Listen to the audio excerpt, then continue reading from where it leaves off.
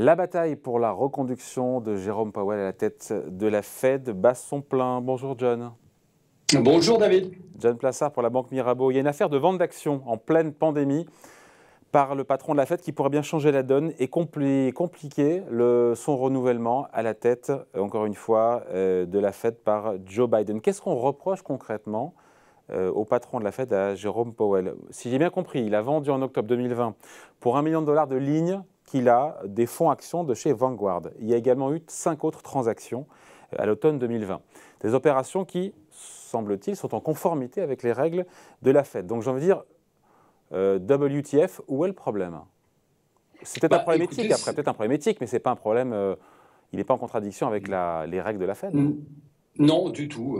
Mais c'est plutôt au niveau de la déontologie, parce qu'on sait évidemment foncièrement que les décisions de la Banque centrale américaine ont des répercussions directes sur la bourse. Alors maintenant, bien évidemment, il n'a pas acheté dans le creux de mars ou revendu juste avant que les marchés baissent, lorsqu'il y a eu des décisions très fortes de baisser les taux d'intérêt, etc., ou racheter des actions. Il faut aussi rappeler ici que les actions qu'il a vendues, c'est un fonds, vous l'avez dit, Vanguard, où il n'y a pas de secteur spécifique. On ne peut pas se dire ici qu'il a parié sur un certain secteur, mais la question, c'est bien évidemment la déontologie. Alors, ce qu'il faut rappeler ici, c'est qu'on a 2 autres membres de la Fed qui viennent de démissionner, Kaplan et Rosengren, qui, eux, ont démissionné parce qu'ils avaient aussi fait des transactions financières. Alors, ça tombe très mal.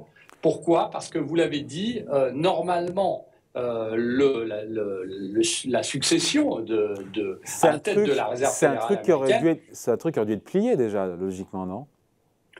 Tout à fait. Normalement, ça aurait dû être plié. On est dans une situation très compliquée ici. Alors, on l'a dit, d'abord, il faut répéter que Jérôme Powell, c'est un républicain. Et donc, évidemment, normalement, sont placés à ces postes clés les mêmes partis ou certains amis du gouvernement, qui est démocrate, bien évidemment. Mais il faut rappeler ici que c'est une situation très compliquée parce que, vous avez ces questions déontologiques. 2, il ne fait pas partie du même, Jérôme Powell, donc le président, ne fait pas partie du même parti que le gouvernement en place. Mais du coup, pardon. John, en général, le président élu reconduit, sauf Trump, reconduit toujours le patron de la Fed qui est en place, sauf Trump qui ne l'a pas fait pour le coup.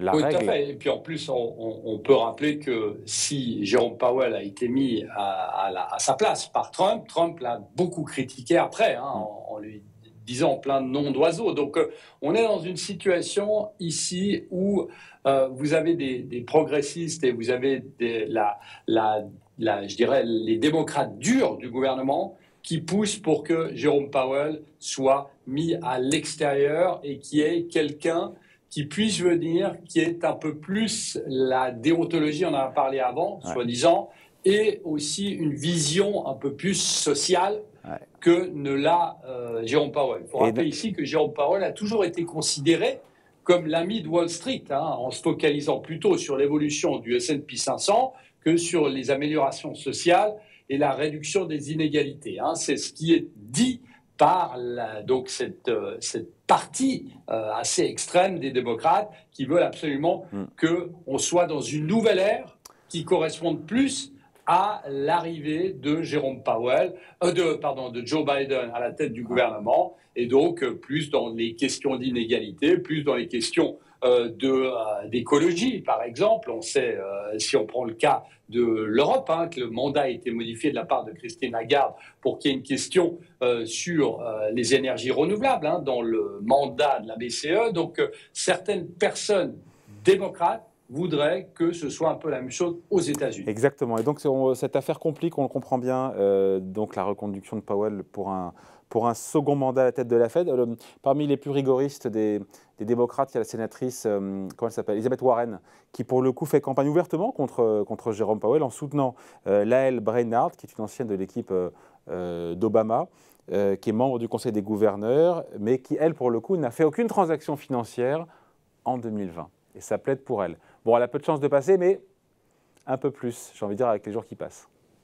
Bah, écoutez, si on regarde alors c'est difficile d'avoir des sondages, mais si on regarde les bookmakers, notamment en Angleterre, on voit que c'est en train de se rapprocher. C'est-à-dire que les gens parient de plus en plus, ce soit Lael Brainard, comme vous l'avez dit, qui prennent la suite, donc en février, de Jérôme Powell. Parce qu'elle est déjà, et c'est pas moi qui le dis, on aimerait bien qu'il y ait une femme à la tête de la Réserve fédérale ça a déjà été américaine, fait. même s'il y avait... Bah oui. Il y avait eu Janet Yellen, Ouais. mais c'était toujours, ce qui est dit aussi par ces progressistes, il y a toujours eu un homme blanc qui était à la tête de la Réserve fédérale américaine. Alors oui, évidemment, il y a eu Janet Yellen, mais par exemple, il n'y a jamais eu d'Afro-Américains qui ont été à la tête de la Fed. Donc c'est ici qu'on a une question éthique, on a une question de vouloir changer ce qui est mis en place depuis tellement d'années.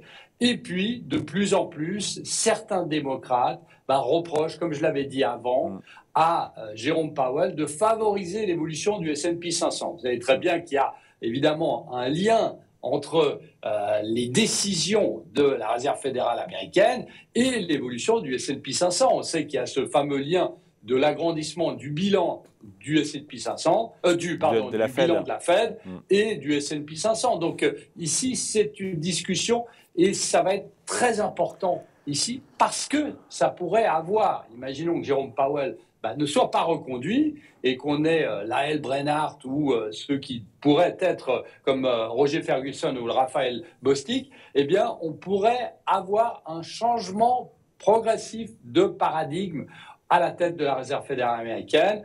Et ça pourrait avoir des conséquences. Il faut rappeler ici que les deux dont je parlais au début, les deux membres qui ont démissionné, donc Kaplan et Rosengren, sont des gens qui sont beaucoup plus hawkish, donc faucons, et qui, eux, pariaient beaucoup plus sur une hausse des taux plus rapidement que prévu. Ouais, donc ça change la donne. Ouais, Powell, pour le coup, c'est un républicain modéré qu'on considère comme une colombe. Non, du tout, exactement. Alors, ouais. mais vous avez déjà deux membres, ce qu'on a dit faucons, qui vont sortir. Bon, il y en a un qui allait voter l'année prochaine, mais progressivement, potentiellement, eh bien, on peut plus aller du côté des colombes. Et qu'est-ce que ça veut dire? Eh bien, ça va changer, ça pourrait changer la donne, notamment sur la prochaine hausse des taux aux États-Unis. Ouais. Est-ce qu'il y a vraiment un dilemme, John, pour Joe Biden et pour la Maison-Blanche? Officiellement, Jérôme Powell a toujours la confiance, évidemment, du président Biden. Il a le soutien officiel aussi de Janet Yellen, qui est au Trésor. Mais cette nomination, il faut qu'elle soit ratifiée par le Sénat. Et donc, Joe Biden doit composer avec les sénateurs. Donc, c'est compliqué. C'est très compliqué. Et on comprend bien que cette histoire d'action qui a été vendue, qui n'est pas dramatique, vous savez qu'aux États-Unis, il y a près de 60% de tous les Américains qui ont des actions. Donc, c'est tout à fait normal d'avoir des actions aux États-Unis. D'autant que, il n'a pas vendu au plus haut. Hein. Il a vendu quand les marchés en octobre étaient relativement bas encore. Hein. Clairement, oui. Donc, c'est pas vraiment, c'est pas à cause d'une décision, c'est pas juste après une décision de la Fed ou à cause d'une décision de la Fed qu'il a vendu ses titres, etc. On le sait.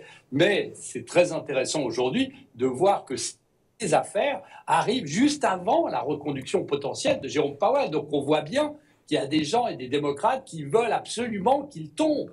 Et ça, eh bien, c'est compliqué. Vous l'avez dit, Janet Yellen, c'est son soutien le plus fervent, la responsable du secrétaire du Trésor aux États-Unis.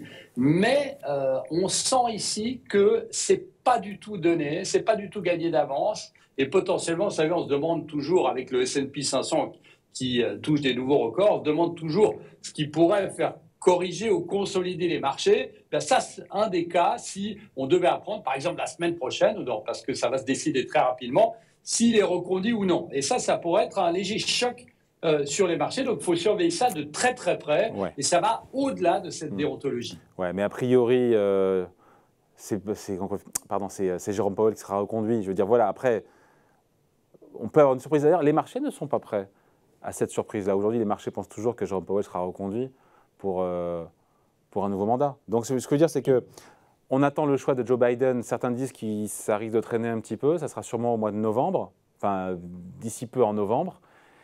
Et encore une fois, les marchés ne sont pas prêts à un non-renouvellement de Jérôme Powell. C'est ça aujourd'hui. Oui, tout à fait. Et surtout, ce qu'il faut noter, c'est que, en fait, la Réserve fédérale américaine est dans ce processus de normalisation monétaire. Vous savez, le fameux tapering, on a assez parlé, David, ensemble, mais on imagine que juste avant le tapering qui devrait arriver ou qui devrait être annoncé en novembre, début novembre, hein, le 2 novembre, eh bien, ou le 3 novembre, lors de la prochaine réunion, on imagine bien que juste avant, s'il devait y avoir eh bien, ce choc, c'est-à-dire que, par exemple, Lael Brainard serait choisi à la place de Jérôme Powell, eh bien, potentiellement, les investisseurs vont se dire que le timing qui a été mis en avant ou qui a été acquis par le consensus eh bien, pourrait changer, que ce soit pour la baisse des rachats d'actifs, donc ce tapering, ou pour la hausse des taux. Et donc, effectivement, ici, je pense qu'à cause de cette crise qu'on a et à cause de ces programmes de normalisation monétaire,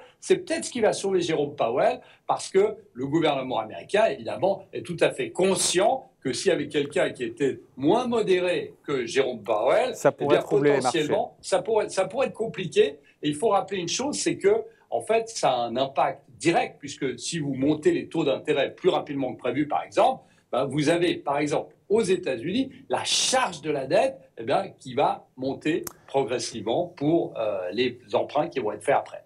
Voilà, donc voilà, on en est aujourd'hui. En tout cas, on voulait faire un point sur ce casse-tête et cette bataille pour la reconduction de Jérôme Powell à la tête de la Fed. Merci John Plassard pour la Banque Mirabeau. Salut. Merci David.